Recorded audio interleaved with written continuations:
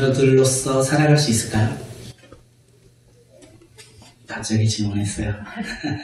네, 그럼 믿음의 자녀들로서 살아가는 우리 공동체가 되었으면 좋겠습니다.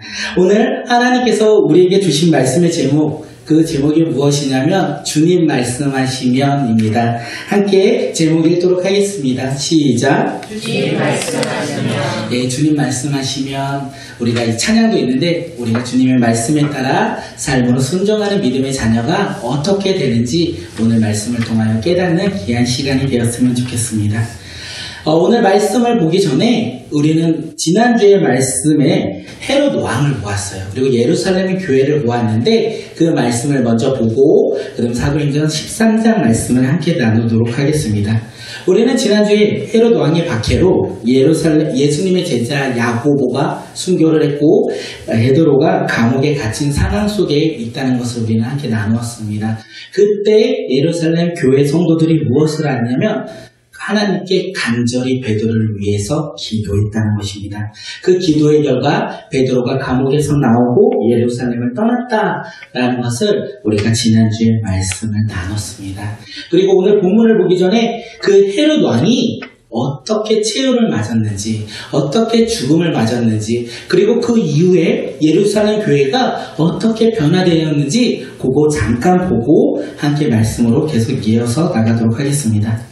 베드로가 다른 곳으로 간 후에 시간이 조금 지났습니다. 한동안이 지나고 헤롯 왕은요 예루살렘을 떠납니다. 그리고 가이사랴 그 지역으로 내려갑니다.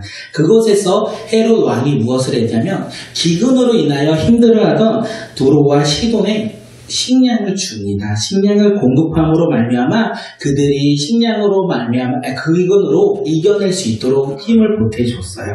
그래서 헤롯 왕은 그것을 기념하기 위하여 한 날을 정합니다. 그 날을 정하고 시돈과 그 두로 백성들을 모으고 그 앞에 헤롯 왕이 왕복을 입고 왕자에 앉아서 연설을 하기 시작합니다.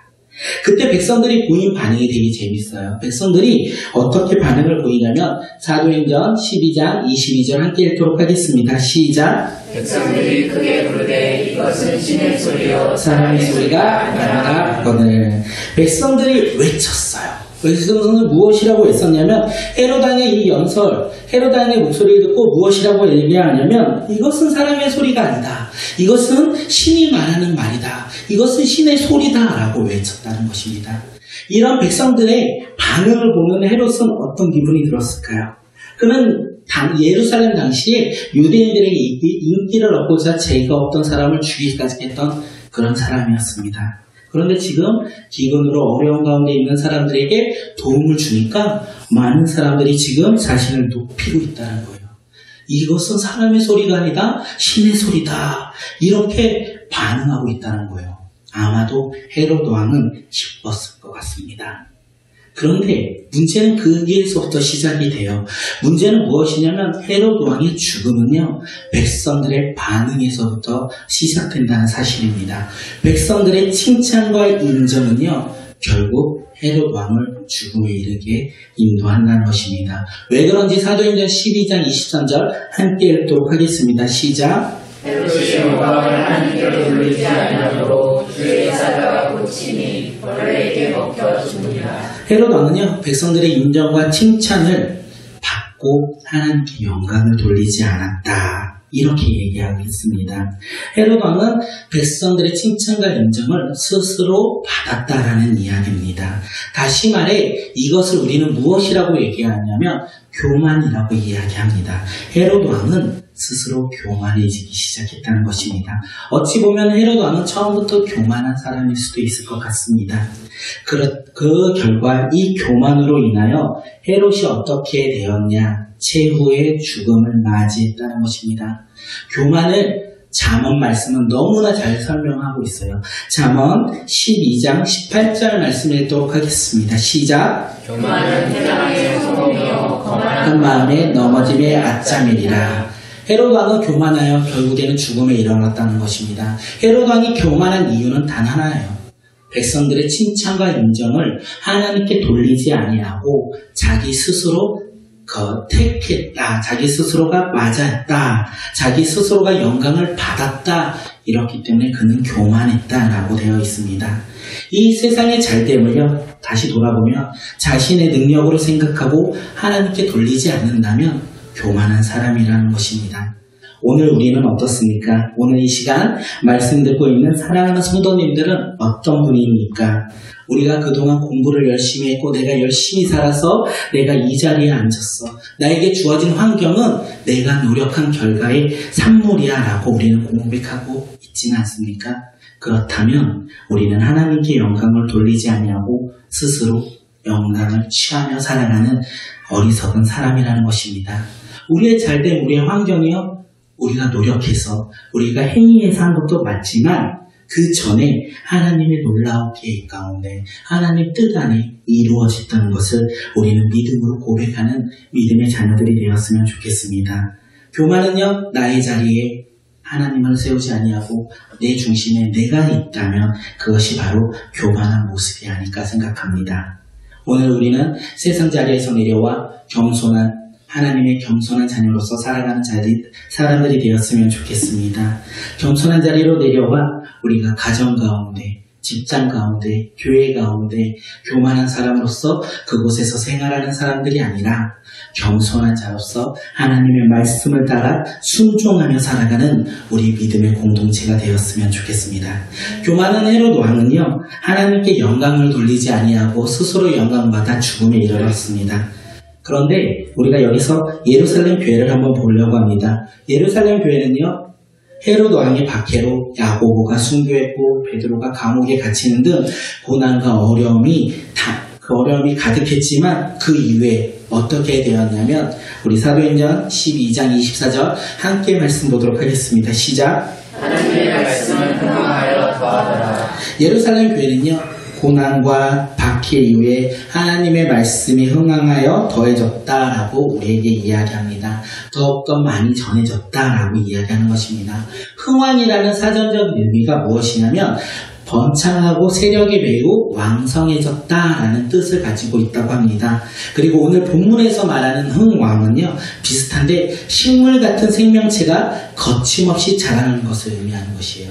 씨앗이 자라나요 수많은 열매를 맺는 것을 가리켜 흥왕했다라고 말하는 것입니다. 다시 말해 하나님의 말씀이 예루살렘 지역을 넘어 예루살렘 교회를 넘어 온 땅까지 사마리아 땅끝까지 이르러 내 증인이 되리라는 그 말씀이 점점 이루어지고 있는 상황으로 변화되었다는 사실입니다.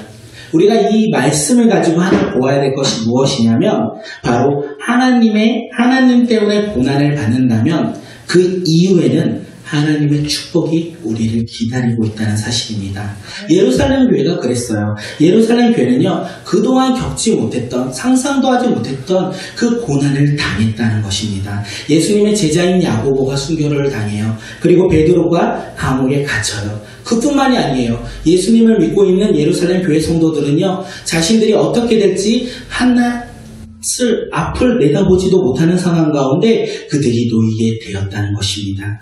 그런데 그 고난 이후에 하나님의 말씀이 흥황하여 더해졌다 라고 오늘 사도행전은 우리에게 이야기합니다. 예루살렘 교회는요, 하나님 말씀으로 다시 회복되었다라고 말을 하고요, 예루살렘 교회는요, 하나님의 말씀으로 말미암아 그동안 맛보지 못했던 부흥을 다시 맛보아 알 수 있는 믿음의 교회로 들어섰다는 것이 오늘 우리에게 주는 메시지가 아닐까 생각합니다. 예루살렘 교회만 이렇게 고난을 받고 하나님의 축복을 받은 것은 아닙니다. 요셉을 우리가 한번 보면 잘 알 수 있을 것 같아요. 요셉은요, 총리가 되었는데 그가 그냥 총리가 된 것이 아니라는 걸 우리가 너무나 잘 알고 있습니다. 요셉은 어렸을 때 하나님이 주신 꿈 때문에 형들에게 미움을 당해요. 그래서 어떻게 됩니까? 노예로 팔리게 되었고, 그리고 노예 생활하는 그 가운데 보디발의 아내의 유혹을 받아요. 그리고 그 보디발의 아내의 유혹을 하나님의 믿음의 자녀로서 이겨요. 승리했다는 거예요. 그런데 그는 어떻게 됩니까? 운명을 써요. 그리고 노예에서 감옥으로 갇히는 신세로 변화되었다는 것입니다. 요셉은 비록 하나님의 말씀을 믿고 순종하여 살았지만, 하나님의 꿈을 꾸며 살았지만, 그는 우리가 상상할 수 없을 만큼 큰 고난과 역경 가운데 살았다는 것입니다. 그런데 그 고난과 역경을 이겨낸 이유에는 어떻게 됩니까? 우리가 너무나 잘 알고 있듯이 하나님께 복을 받아서 애굽의 총리가 되어 세상을 기근으로부터 벗어날 수 있도록 한 인물로 변화되었다는 것입니다. 어디 요셉뿐입니까? 우리가 너무도 고난하며 잘 알고 있는 인물이 한 명 있습니다. 누구죠? 한 글자인데 욥. 네, 욥이요. 우리가 너무나 잘 알고 있는 욥이 아니고 욥이죠. 네, 욥이며 뭐 다윗이 왕이 되기에는 13년 동안 돌아다녔어요. 도망다녔다는 거예요. 그렇게 성경에 나오는 수많은 인물들이 하나님과 예수님 때문에 고난을 받아요. 역경을 겪어요. 그런데 그 고난과 역경을 믿음으로 이긴다면 하나님께서 놀랍도록 복을 주신다는 것입니다. 사랑하는 성도님들, 혹시 우리 가운데 우리는 고난 가운데 있으신 분이 계십니까? 고난으로 인하여 삶이 어렵고 힘들고 지친 분들이 계십니까? 포기하지 마십시오. 좌절하지 마십시오. 왜냐하면 이 고난이 우리에게 닥칠지라도, 우리에게 어려움과 고통이 우리에게 닥칠지라도 하나님이 우리와 함께 하신다면 오늘 말씀처럼 우리는 그 고난을 이겨내며 고통 가운데 승리하며 하나님이 예비하신 복을 누리며 살아가는 믿음의 자녀가 될 수 있다는 것입니다. 그것을 믿었으면 좋겠습니다. 그것을 믿음으로 나아가는 믿음의 자녀들이 되었으면 좋겠습니다. 그 복이 무엇이냐? 우리가 코로나19로 잠시 돌아보았으면 좋겠습니다. 코로나19로 인하여 교회가 얼마나 어려운 가운데 있었습니까?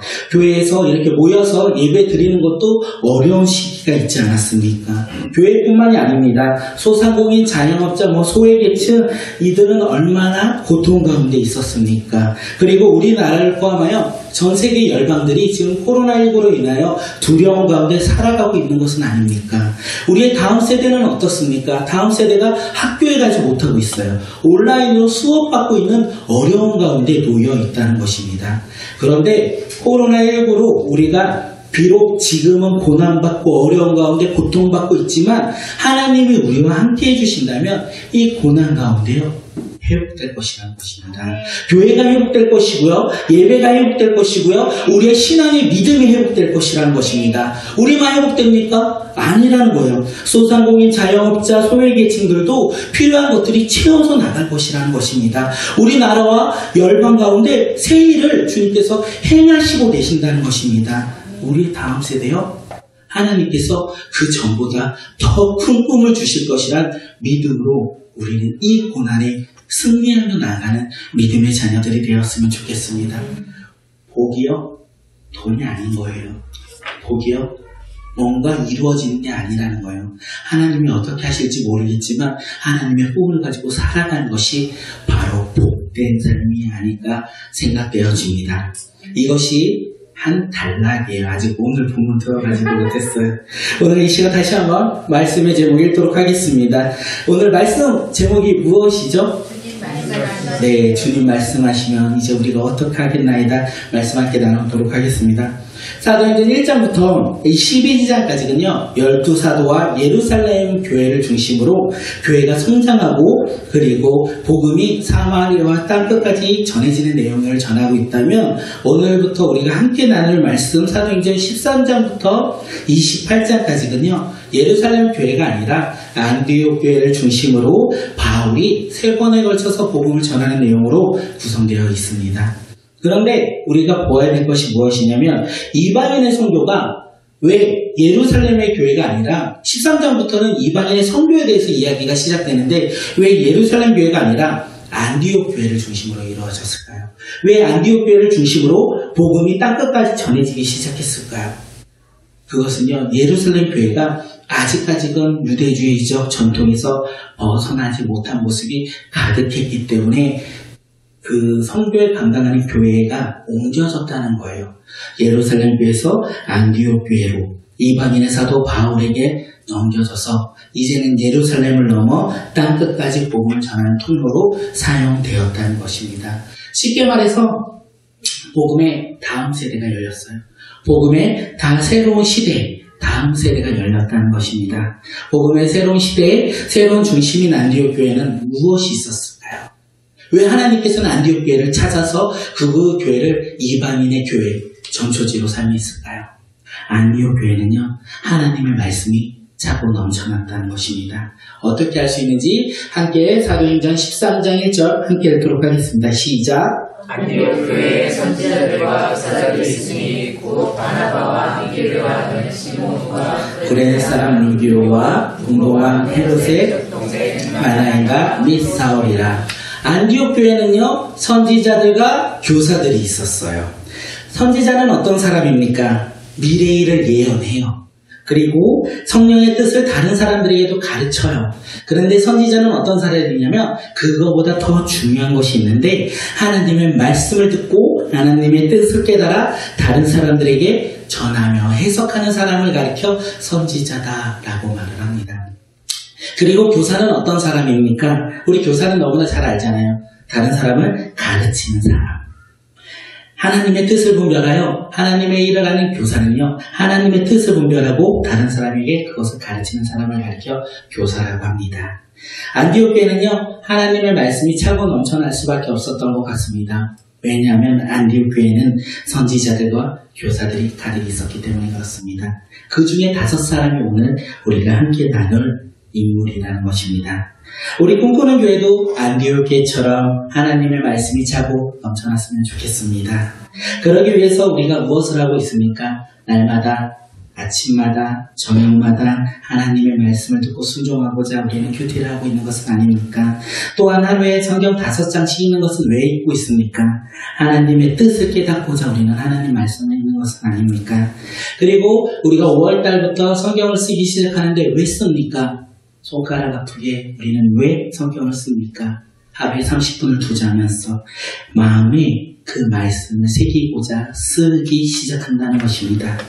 우리가 이렇게 하나님의 말씀을 가까이 할 때 우리 꿈꾸는 교회는 안디옥 교회처럼 하나님의 말씀이 차고 넘쳐날 수 있다는 것입니다. 안디옥 교회처럼 우리 교회 가운데 선지자가 가득 일어났으면 좋겠어요. 안디옥 교회처럼 교사들이 가득 일어났으면 좋겠어요. 안디옥 교회처럼 하나님의 말씀을 함께 나누는 공동체들이 계속 일어났으면 좋겠어요. 그 비전을 가지고 우리 꿈꾸는 교회가 앞으로 계속 나아갔으면 좋겠습니다. 많은 이단들이 요즘에 교회에 와서 교회를 휘젓고 다닙니다. 그리고 교회들을 무너뜨리고 있어요. 왜 많은 이단들이 교회에 와서 교회들이 무너지냐?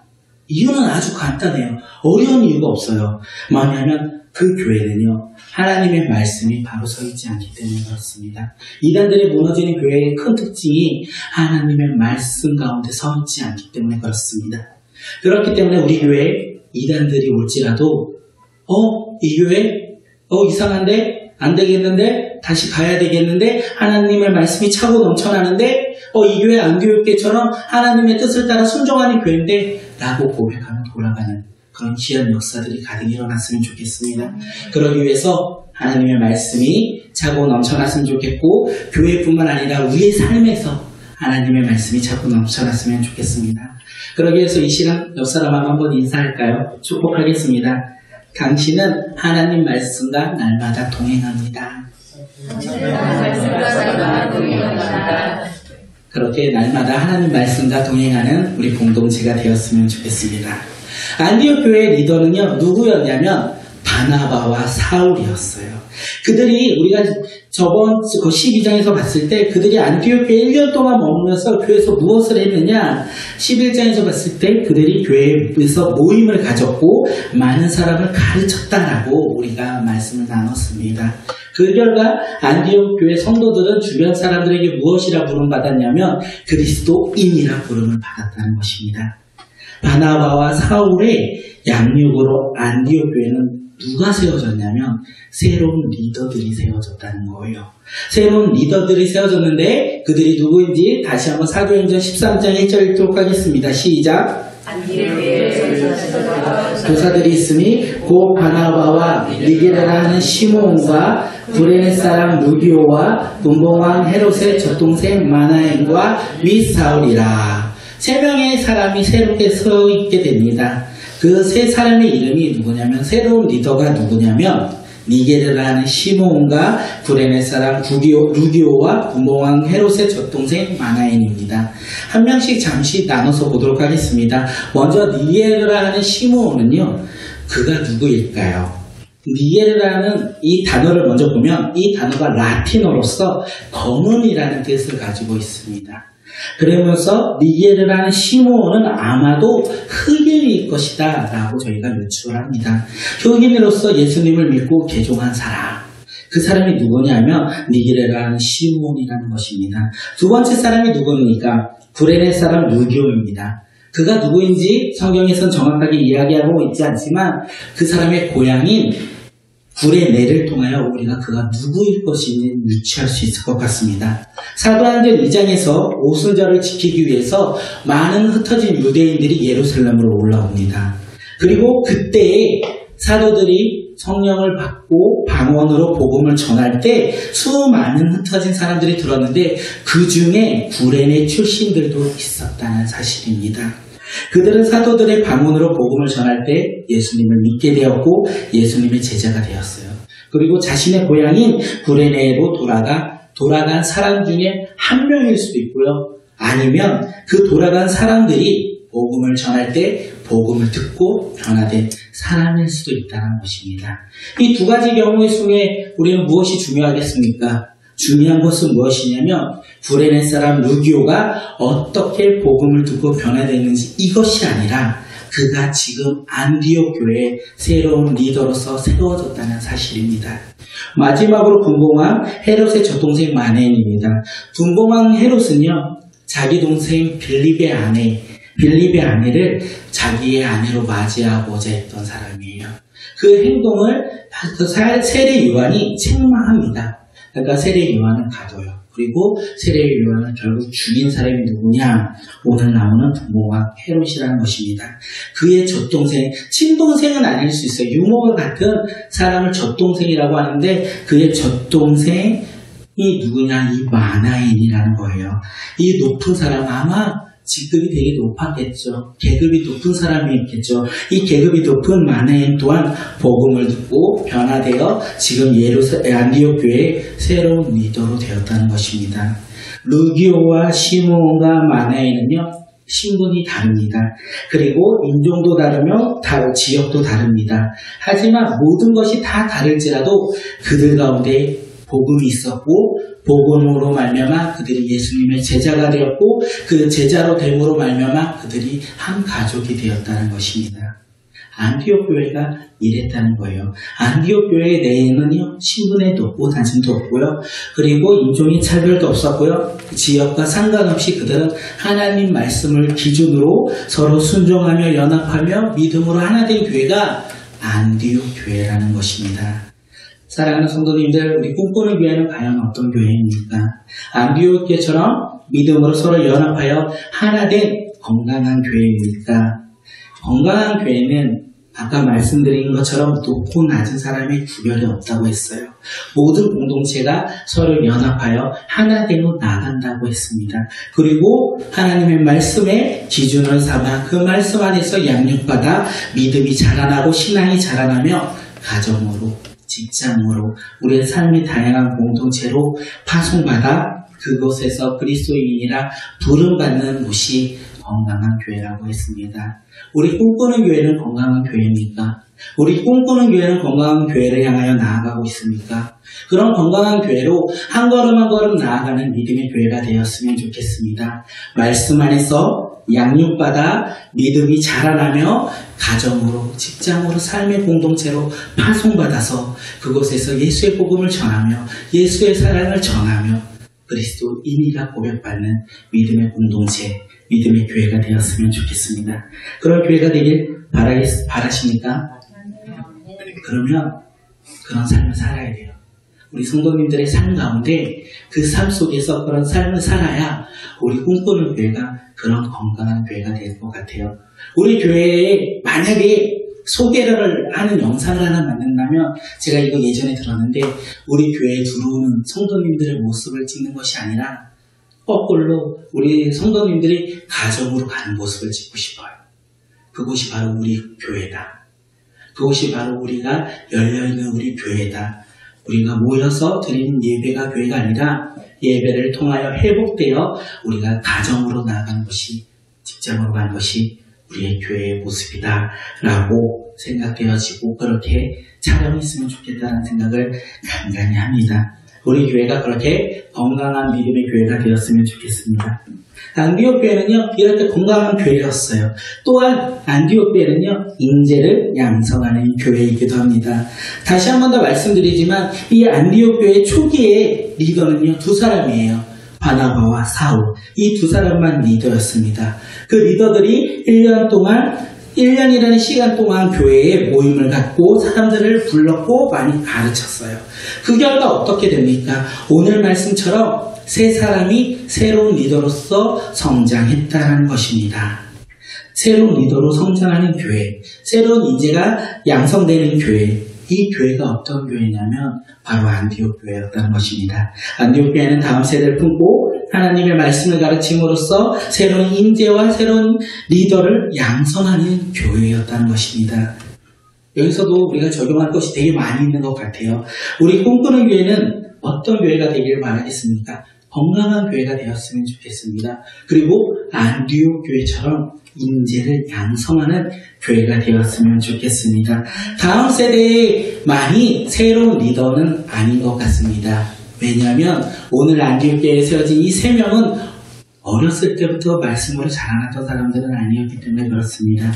그렇기 때문에 우리 사랑하는 성도님들 한 분 한 분이 하나님 나라의 꿈을 가지고 새로운 인재가 되어서 이 꿈꾸는 교회를 같이 서로 협력하여 이끌어 나가는 리더들로 자라났으면 좋겠습니다.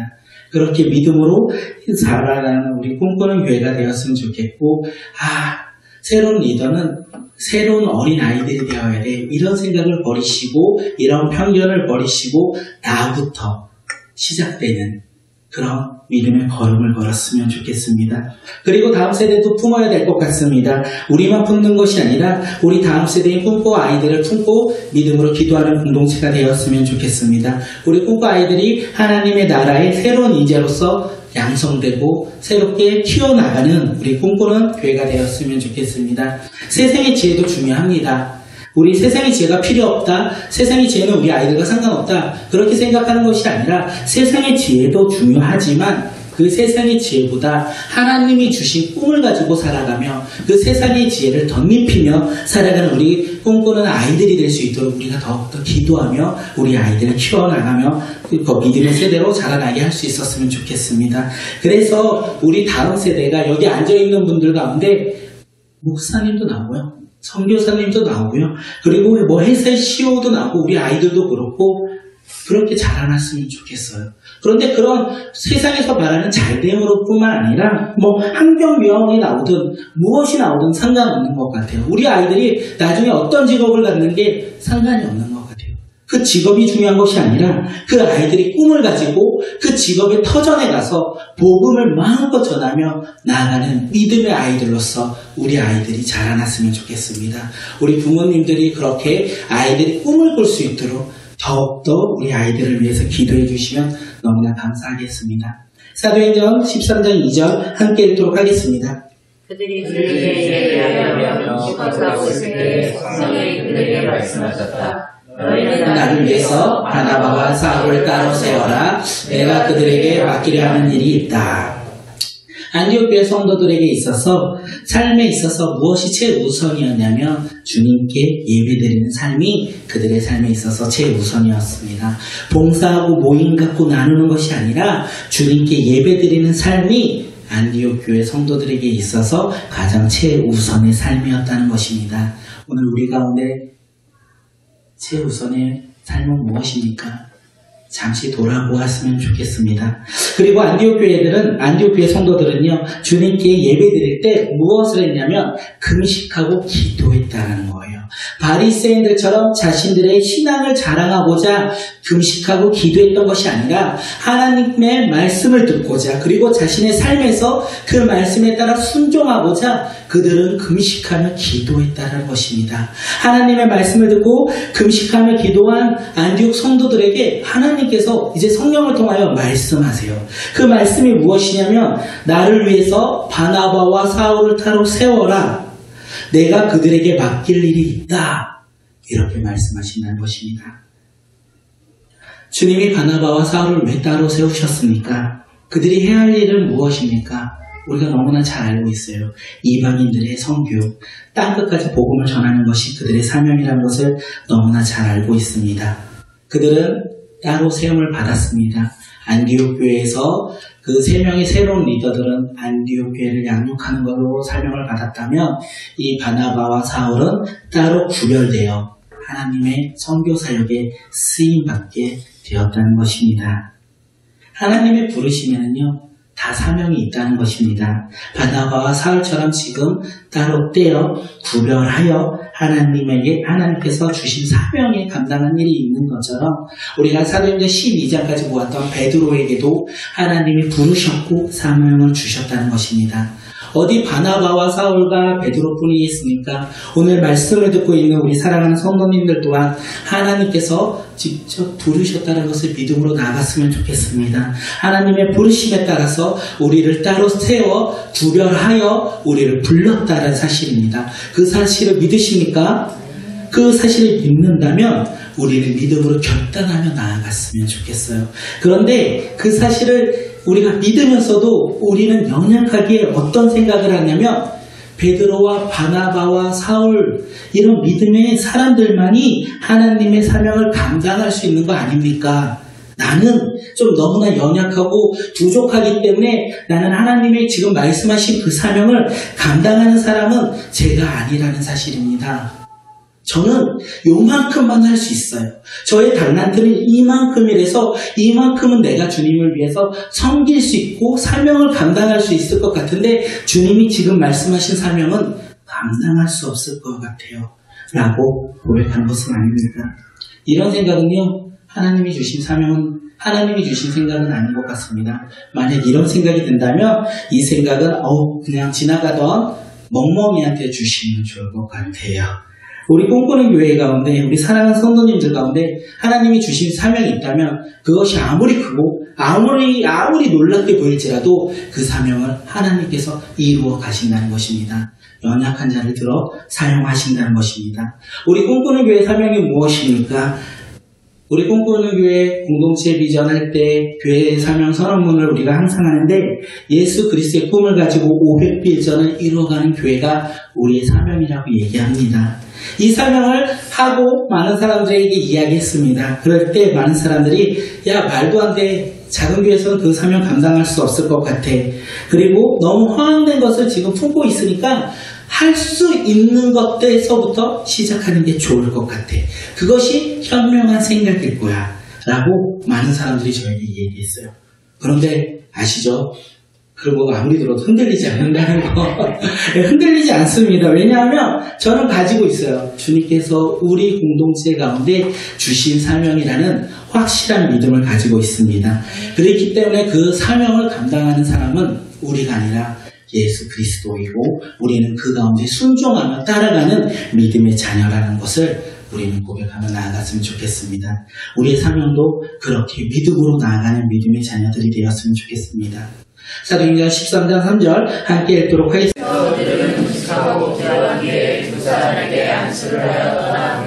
안디옥 교회 성도들은요 주님께 예배드리면서 하나님의 말씀을 듣고자 금식하며 기도했습니다. 그리고 성령님께서 놀랍게 말씀하셨어요. 바나바와 사울을 따로 세우라 이렇게 말씀하셨다는 것입니다.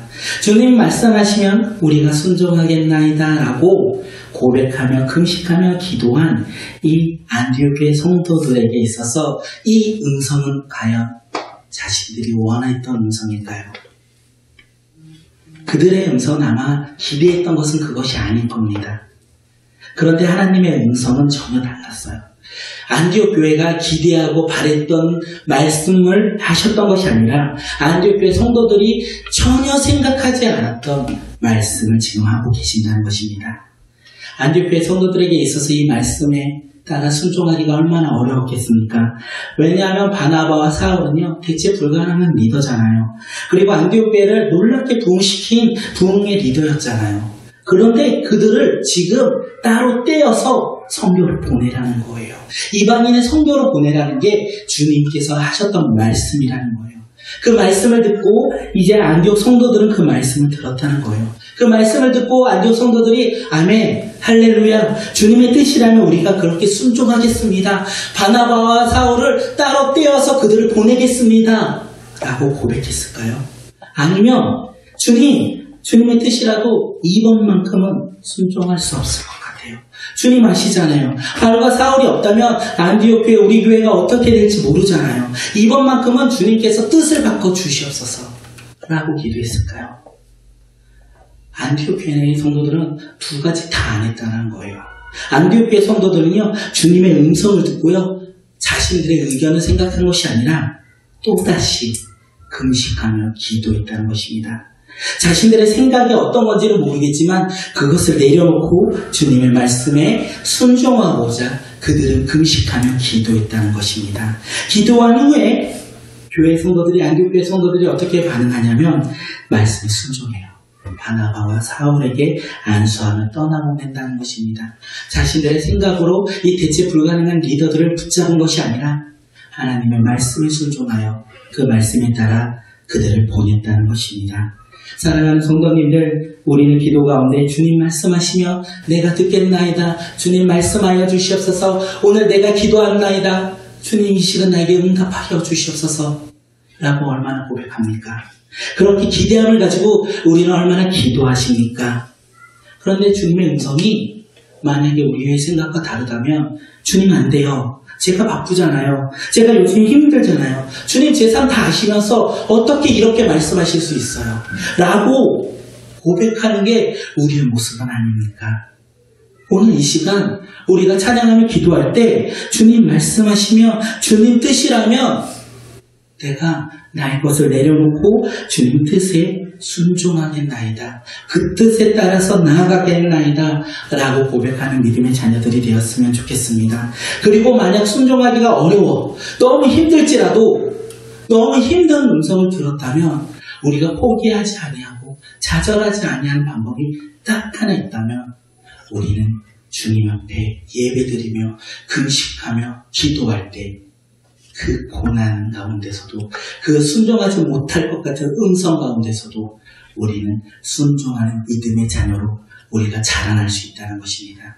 그렇게 기대하며 나아가는 우리 공동체가 되었으면 좋겠습니다. 우리가 말씀 가운데 승리하며 나아가는 자들, 말씀이 차고 넘쳐나는 자들, 주님의 음성을 듣고 그 들음으로 끝나는 자들이 아니라 그 들음으로 말미암아 우리가 순종하겠나이다, 그리고 삶에서